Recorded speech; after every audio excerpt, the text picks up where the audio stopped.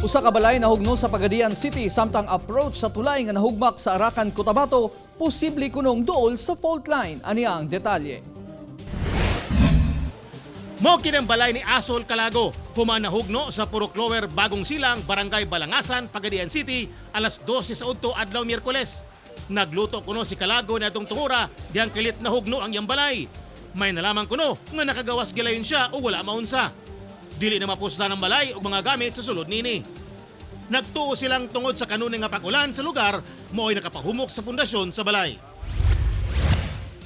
Samtang sa Arakan, nakikoordinar na ang Department of Public Works and Highways sa Mines and Geosciences Bureau aron ipa-assess ang nitabong pagkahugno sa approach sa Diwatex Bridge sa Arakan.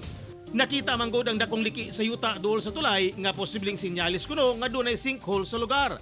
Tungod nini, posibleng dunay fault line kung asa nahimutang ang tulay.